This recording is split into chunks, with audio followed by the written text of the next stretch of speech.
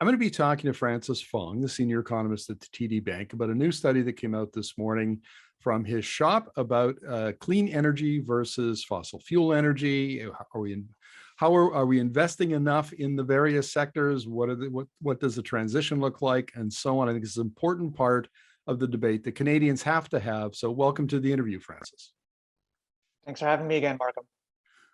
Now, look, if this was an ideal world, what we would do is, because we know that we're in an energy transition. I mean, energy media has been reporting on this for years now. We've had 20 or 30 years of the slow part of the S curve where the new energy technologies have been entering the market. Now we're at the disruptive decade where those technologies like wind and solar and batteries and electric vehicles and so on are competitive. They're beginning to compete against those fossil fuels, beginning to push them out of the marketplace. It's very disruptive, has been for a couple of years, will be for another decade and a half. In a perfect world, as fossil fuel production declines, consumption declines, clean electricity and low carbon fuels like hydrogen would rise, and one would displace the other, and it would be, but that's not the world we live in. And your report makes it very clear that we have underinvested in both fossil fuels, particularly oil and gas, which leads to supply crunches like we're seeing now. But we've also underinvested in the clean energy fuels, which is going to lead to all sorts of problems. Have I adequately summarized your study? Yeah, Mark, that's a good starting point. The actual kind of impetus of the report that we wrote was really about trying to bring to light that reliability and affordability within the energy supply is not enough of a consideration when we talk about climate policy. So to your point, we are fundamentally underinvesting in the energy sector writ large. The federal budget came out a little while ago, and in there they had a stat that indicated that annual investment in clean energy is 1/10 of what it needs to be if we want to be consistent with net zero.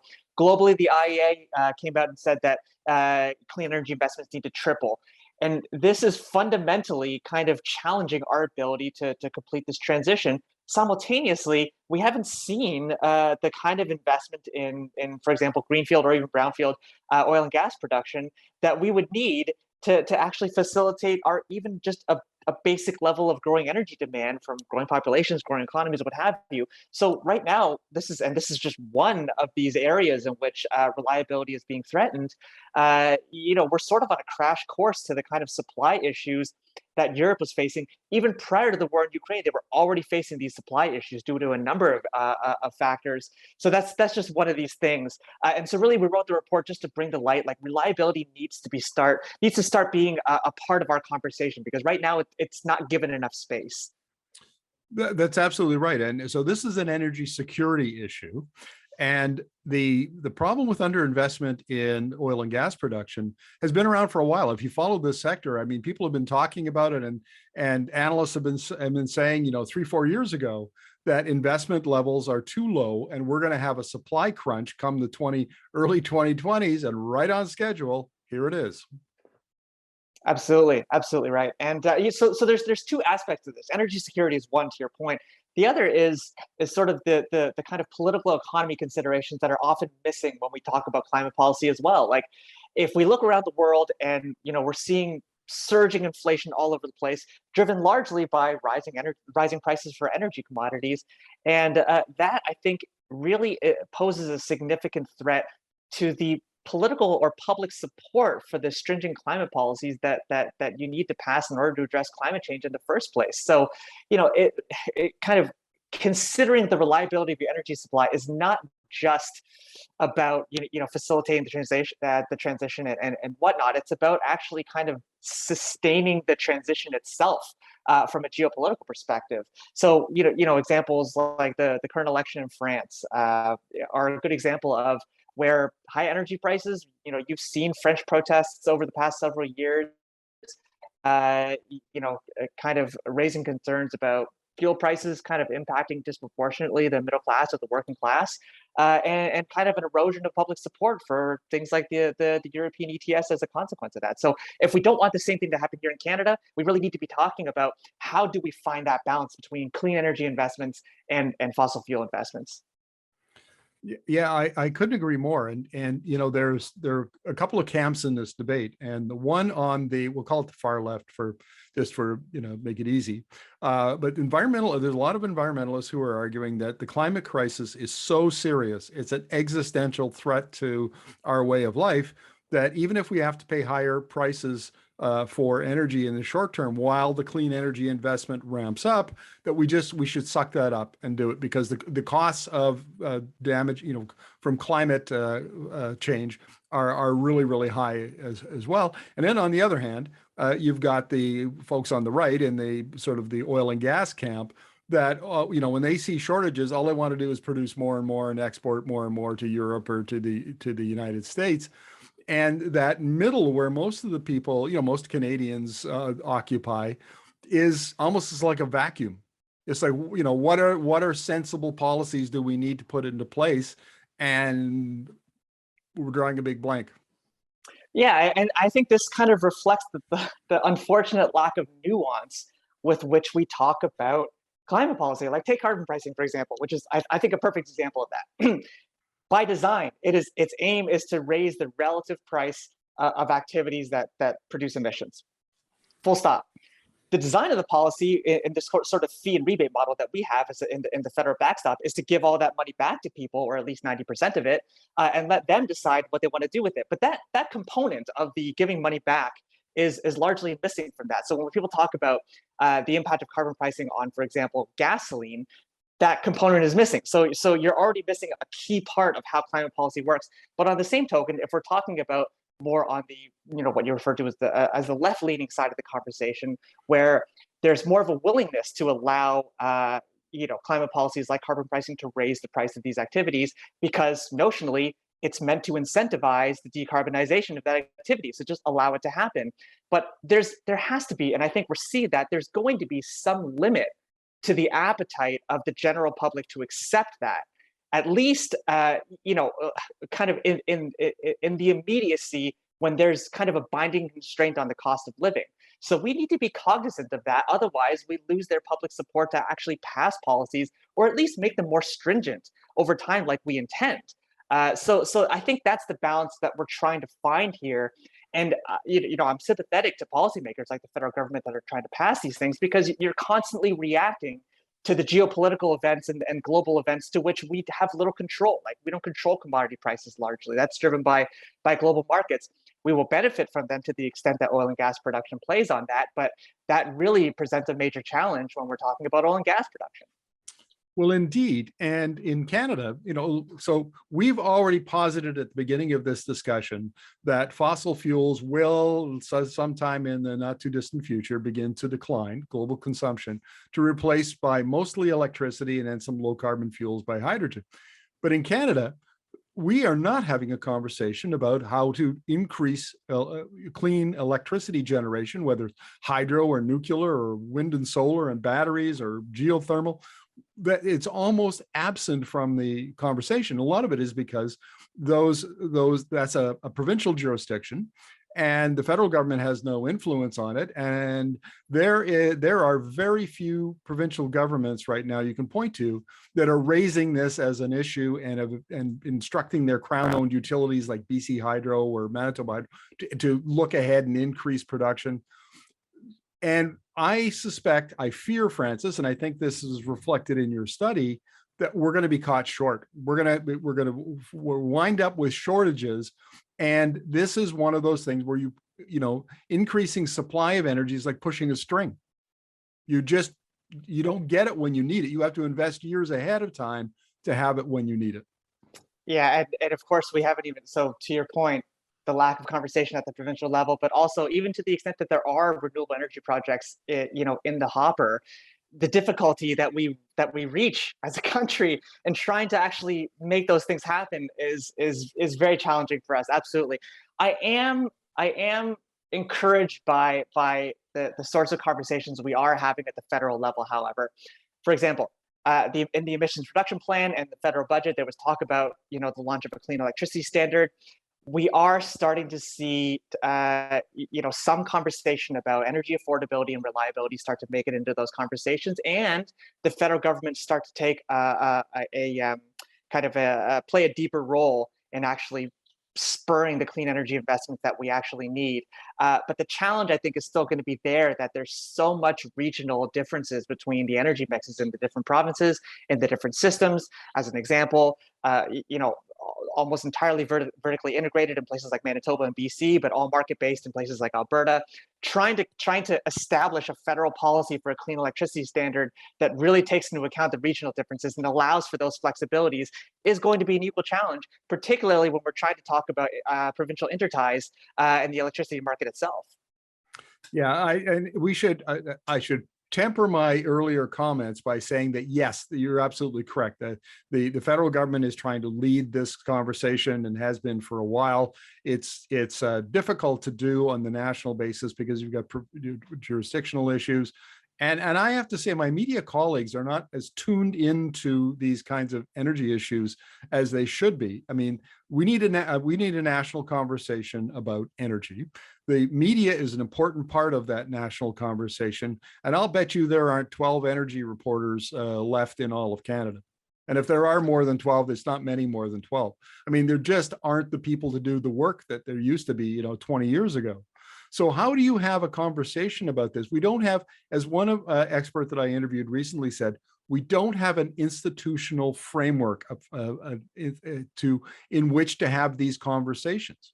And we need to start taking this more seriously. I don't know, what's your take on that? No, you're absolutely right. I will give credit to the energy reporters in this country that they do a phenomenal job with what they do. I'm always very impressed with that. But to your point, there are very few of them, and that's where I think the real challenge is when we're trying to talk about the adoption of clean energy technologies more at a lower level, at the individual level, at the household level, at the business level. The actual decarbonization of those activities has to happen at that level, but there's this massive vacuum, as you put it, between up here and down here.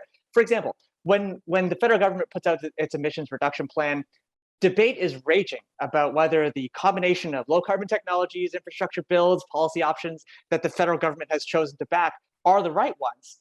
To your average Canadian, that conversation is almost laughably pedantic, because to them, there's a major lack of awareness about what their role is. Like, for example, the extent of decarbonization that would happen at the average level is probably just, should I buy an electric vehicle? There's almost no conversation happening about air source or ground source heat pumps. There's very little conversation about space or water heating in general, about your activities when it comes to flying or the food you eat. Maybe that's a little bit better, but largely there's this kind of gap between what has to happen and the actual kind of transference of that knowledge down. And that's the role the media plays too, like to kind of bring that conversation down to the level of the average Canadian so they can understand it, because people are not climate experts.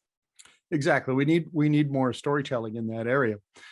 So we've talked a lot about problems. We've talked about a few solutions. Are you hopeful, looking over the next, say, 2 to 5 years, that we can begin to have the national energy and climate conversation that Canada needs to have? That's a tough question, Markham. I'm optimistic in some ways, and then I'm pessimistic in other ways. Like, it really depends on what we're talking about here.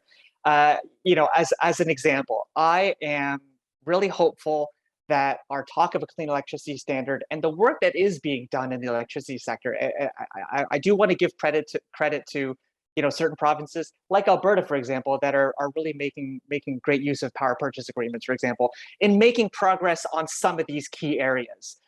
Where I am less pessimistic, and again, I'm just picking on the electricity sector because we've just been talking about it, are when we talk about things like interprovincial ties. Like, that, to me, is really kind of at the heart of the challenges that we face in a federated model in this country, of trying to have that conversation. We've tried to have an East-West energy conversation for decades, and it has, not yielded, or not, it hasn't really borne fruit. So my concern is that we're going to hit the same roadblocks that we have as a country historically, and that really kind of puts these speed bumps or roadblocks in front of us when we're talking about the transition at large. And if that's the case, then we need to be having a separate conversation about what a north-south integrated electricity market looks like as opposed to an east-west one.